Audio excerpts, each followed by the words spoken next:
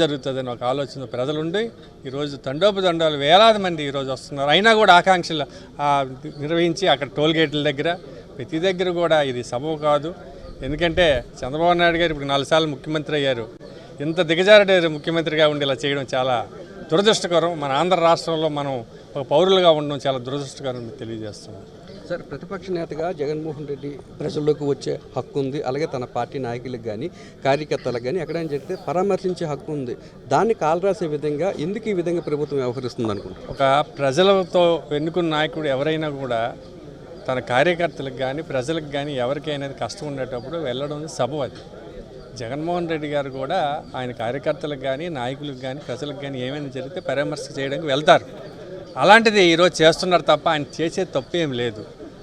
అది వాళ్ళు ఓర్వలేక టీడీపీ వారు ఇలాంటి కార్యక్రమాలు ఇలాంటి దౌర్భాగ్య స్థితులు ఏర్పడి ప్రజలందరినీ కూడా ఇబ్బంది పెట్టి ఈరోజు రోడ్ల మీద చాలామంది పోలీసు వ్యవస్థ మొత్తం ఇంచుమించు ఒక 4-5 వేల మంది పోలీసులు ఈరోజు ఇక్కడ శ్రీకాకుళం జిల్లా అంతా కూడా వ్యాపించడం జరిగింది.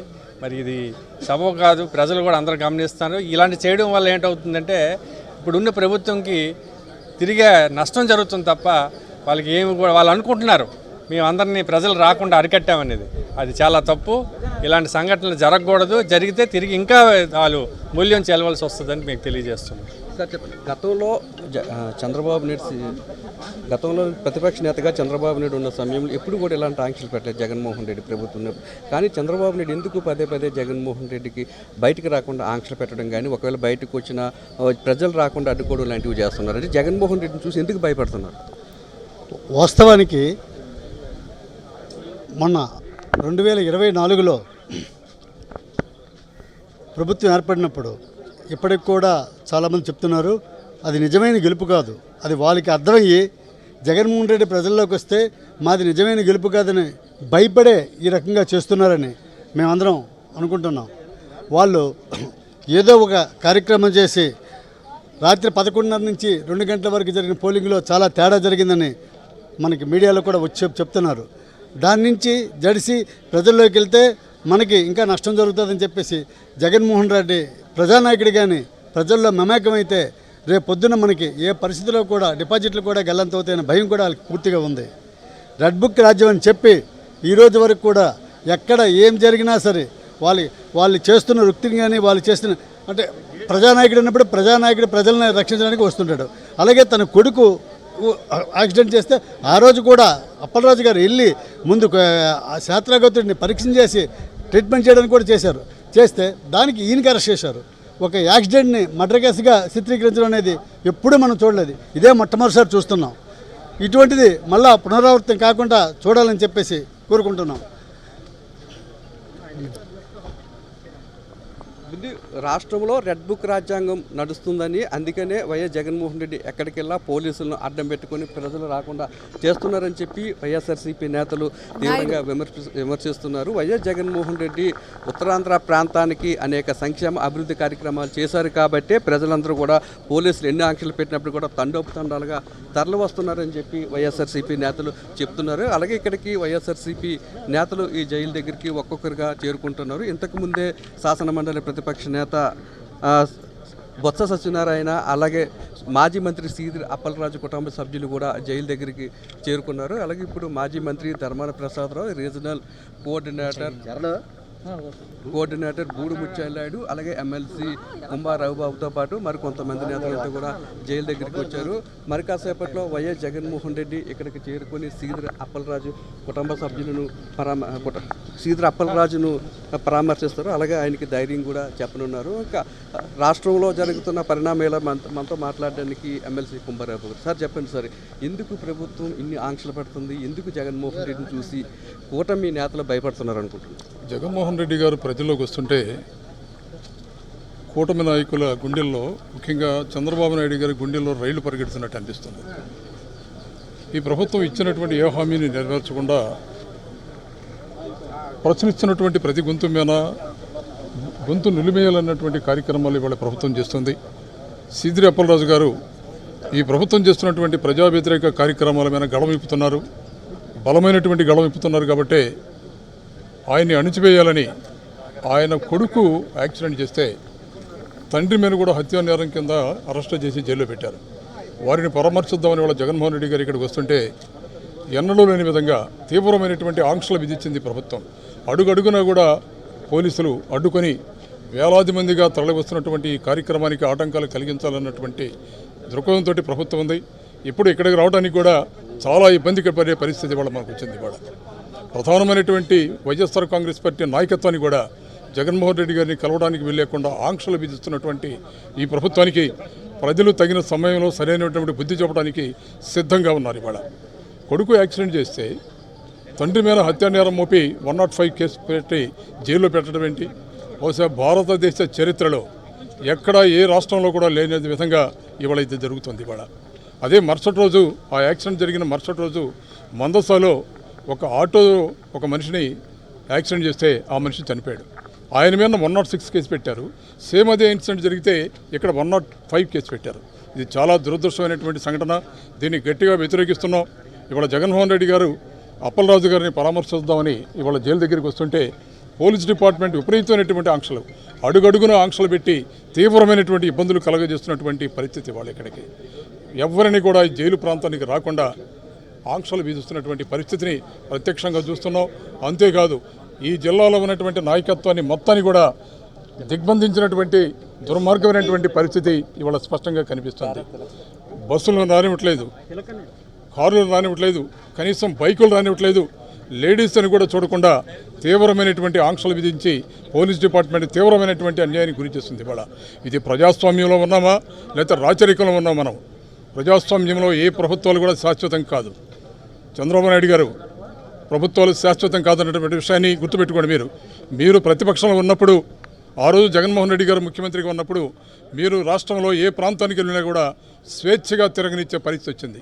కానీ ఇవాళ మీరు చేస్తుంది ఏమిటి? ఇవాళ ప్రతిపక్ష నాయకుడిగా జగన్మోహన్ రెడ్డి గారు ఇవాళ ప్రజల్లోకి వస్తుంటే ఏదైతే ప్రశ్నించే గొంతును నులివేయాలని ఈ కూటమి ప్రభుత్వం ప్రయత్నం చేస్తుందో దారిని పరామర్శించడానికి కోసం ఇవాళ జగన్మోహన్ రెడ్డి గారు శ్రీకాకుళం వస్తుంటే అడుగడుగున ఆంక్షలు పెట్టి ఈ జిల్లాలో ఉన్నటువంటి ప్రజానీకాన్ని మొత్తాన్ని కూడా అణచివేసి అక్కడికే నిర్బంధించే కార్యక్రమం చేస్తున్నారు. ఇవాళ ఇక్కడికి నాయకులు రావడానికి కూడా తీవ్రమైనటువంటి ఆంక్షలు విధించినటువంటి దుర్మార్గమైనటువంటి పరిస్థితి వాళ్ళు వస్తుంది. ఇవాళ సార్ ఎందుకు ఇంత పెద్ద ఎత్తున ప్రజలందరూ కూడా జగన్మోహన్ రెడ్డిని చూడేందుకు తరలి వస్తున్నారంటే ఆయన ఉత్తరాంధ్రలో చేసిన అభివృద్ధి కూడా ఒక కారణం అని చెప్పొచ్చు అంటారు సార్? జగన్మోహన్ రెడ్డి గారు ముఖ్యమంత్రిగా ఉన్నప్పుడు ఉత్తరాంధ్ర ప్రాంతాన్ని అనేక అభివృద్ధి కార్యక్రమాలు చేసి పెట్టారు, ప్రత్యేకించి శ్రీకాకుళం జిల్లాలో. మరి గడిచిన 5 సంవత్సరాల్లో ముఖ్యమంత్రిగా ఈ రాష్ట్రంలో అనేక అభివృద్ధి కార్యక్రమాలు చేస్తూ అందులో శ్రీకాకుళం జిల్లాకి రాజశేఖర రెడ్డి గారు మరి వంశధార ఫేజ్ 2 ఇవ్వటం జరిగింది. RIMS hospital, Ambedkar university Rajasekhara Reddy గారి ప్రభుత్వంలో. అదే జగన్మోహన్ రెడ్డి గారు ముఖ్యమంత్రిగా ఉండి కిడ్నీ రీసెర్చ్ సెంటర్ని మరి పలాసలో నెలకొల్పడం జరిగింది. అలాగే పలాస, ఇచ్చాపురం నియోజకవర్గాలకి శుద్ధి చేసిన మంచినీరుని పంపిణీ చేయటం జరిగింది. ఇవన్నీ జగన్మోహన్ రెడ్డి గారి మీద ప్రజలకున్న విశ్వాసం, నమ్మకం, ఆయన చెప్తే చేస్తారనే విశ్వాసం, నమ్మకం. ఈరోజు అదే నమ్మకంతో డాక్టర్ అప్పలరాజు గారిని అక్రమ అరెస్ట్ చేసి నిర్బంధించి మరి ఆయనపై ఏదైతే మర్డర్ కేసును చేశారో, కుటుంబాన్ని అంతా కూడా జైలు పాలు చేశారో, దాన్ని ఈ రాష్ట్రంలో ఉన్న యావత్ వైఎస్ఆర్ పార్టీ శ్రేణులే కాదు అనేక వర్గాలు కూడా ముక్తకంఠంతో ఖండించడం జరిగింది.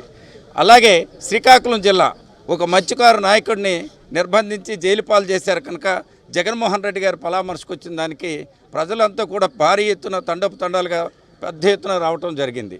దీన్ని సహించుకోలేకపోయినారు. కూటమి ప్రభుత్వం రాష్ట్ర వ్యాప్తంగా గడిచిన 2 సంవత్సరాలుగా అనేక అక్రమ కేసులు నిర్బంధించడం, మరి ఇంట్లపై దాడులు చేయడం, భూదోపిడీలు చేయటం, ఇవన్నీ కూడా కూటమి ప్రభుత్వంలో ఈ 2 సంవత్సరాల్లో అనేకం జరుగుతూ వచ్చాయి. దానిలో భాగమే ఈవేళ శ్రీకాకుళంలో కూడా అక్రమ అరెస్టుని ప్రజలు ఈవేళ ముక్తకంఠంతో ఖండించడం జరుగుతుంది. జగన్మోహన్ రెడ్డిని బాసాటుగా నిలవాల వైఎస్ఆర్ పార్టీ నాయకుడు, ఒక ప్రతిపక్ష నాయకుడు వస్తే ఇన్ని ఆంక్షలు పెట్టారు, ఎక్కడ పెడితే అక్కడ బారిగేర్లు నిర్మాణం చేశారు. అలాగే గ్రామాల్లో కూడా డప్పులేసి ఎవరు వెళ్ళకూడదు జగన్మోహన్ రెడ్డి గారి కార్యక్రమానికి అని చెప్పి ప్రచారం చేశారు.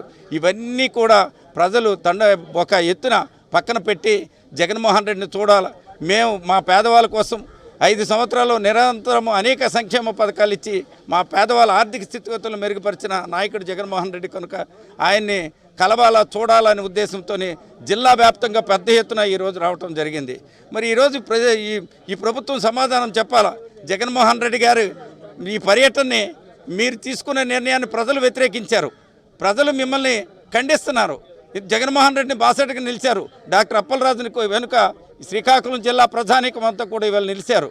అందుకు కూటమి ప్రభుత్వం తీసుకున్న పోలీసులు చేసిన ఈ అక్రమ కేసులు ముక్తకంఠంతో ప్రజా తీర్పుతో వ్యతిరేకించారని ఘంటాపథంగా చెప్తున్నాను. మేడం చెప్పండి, వచ్చిన ప్రజలంతా కూడా థ్యాంక్ యూ జగన్ అంటూ కూడా ప్లకార్డులు ప్రదర్శిస్తారు. ఎందుకంటే భోగాపురం ఎయిర్పోర్టు ఏర్పాటు చేయడంలో పూర్తిగా ఆయన ప్రమేయం ఉందని, అలాగే అనేక మెడికల్ కాలేజీలు ఏర్పాటు చేశారు, అలాగే అనేక అభివృద్ధి కార్యక్రమాలు ఉత్తరాంధ్ర చేశారు. వాటన్నింటికి కూడా కృతజ్ఞత చెప్తుంటారు అనుకోవచ్చండి.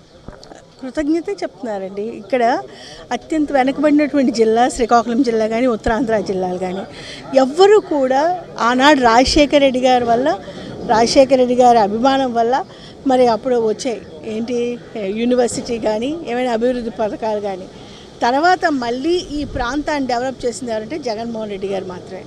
మరి ప్రజల్లో ఈరోజు థ్యాంక్ యూ అని ఒక ప్రేమపూర్వకంగా వచ్చారు ప్రజలంతా. ఎన్ని ఆంక్షలు చూశారు కదా, ప్రపంచంలో ఎక్కడా జరగలేనటువంటి వింత జరుగుతుంది ఇక్కడే.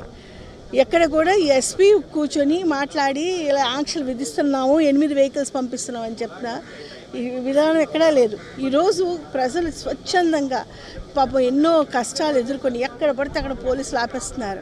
అయినా థ్యాంక్ యూ జగన్ అన్న మళ్ళీ నువ్వే రావాలి, నువ్వే ముఖ్యమంత్రి అవ్వాలి.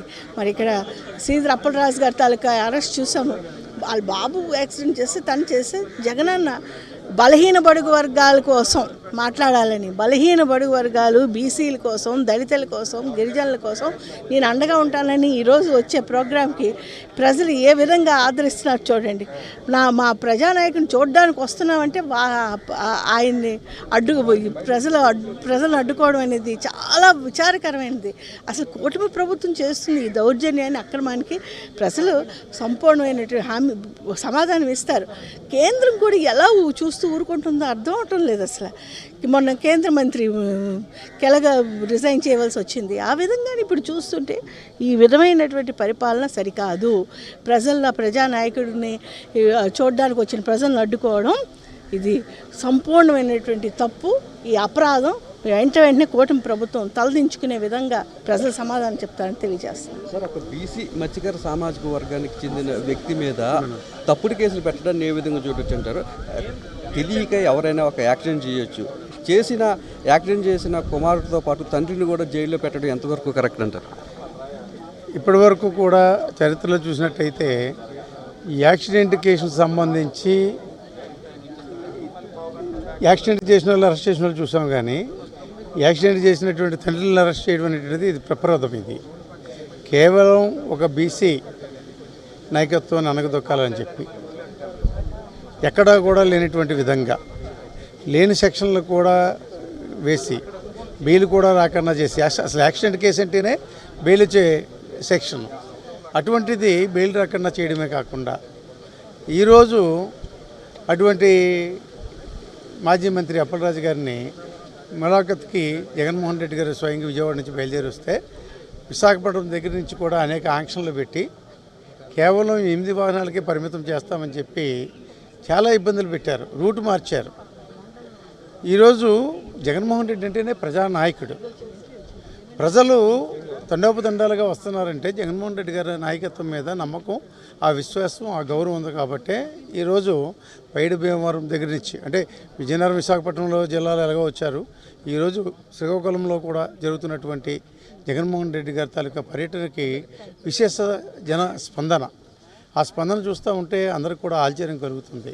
వేలాది మంది, ఒక్కొక్క చోట 15,000 మంది స్వచ్ఛందంగా, ఎవరు ఇదే వాహనాలు ఏర్పాటు చేయలేదు, రమ్మని పిలవలేదు, మా నాయకుడు మా ప్రాంతానికి వస్తున్నాడు కాబట్టి మా నాయకుడికి స్వాగతం చెప్పాలి, మా నాయకుడికి కనిపించాలి, మా నాయకుడు మాకు కనిపించాలి అనే తాపత్రయంతోనే స్వచ్ఛందంగా ప్రజలందరూ కూడా ఈవేళ రోడ్డు మీదకి వచ్చారు. సార్, ఇన్ని ఆంక్షలు పెట్టారు కదా, జనాలు రాకుండా అడ్డుకోగలిగారా? ఎక్కడ కూడా ఆపలేదు. అదే కదా చెప్తున్నాను, జగన్మోహన్ రెడ్డి అంటేనే ప్రజానాయకుడు, ఒక మాస్ లీడర్. జగన్మోహన్ రెడ్డి గారు తాలూకా నాయకత్వంతో ఎవరు సరిపోల్చుకోవడానికి లేదు. జరిగినటువంటి ఎలక్షన్లు ఏ విధంగా జరిగాయి ఏదైనా మాట్లాడుకోవచ్చు, కానీ కానీ ప్రజానాయకుడు అంటే జగన్మోహన్ రెడ్డి ప్రజానాయకుడు. రాజశేఖర రెడ్డి గారి తర్వాత ఫస్ట్ ఎన్టీ రామారావు గారు ఉండారు ప్రజానాయకుడిగాను, తర్వాత రాజశేఖర రెడ్డి గారు ఉన్నారు. ఈరోజు జగన్మోహన్ రెడ్డి గారికి ఆ ప్రజాస్పందన ఉంది. ఈవేళ ప్రతి పాయింట్లో కూడా వేల మంది ఎదురు చూస్తున్నారు.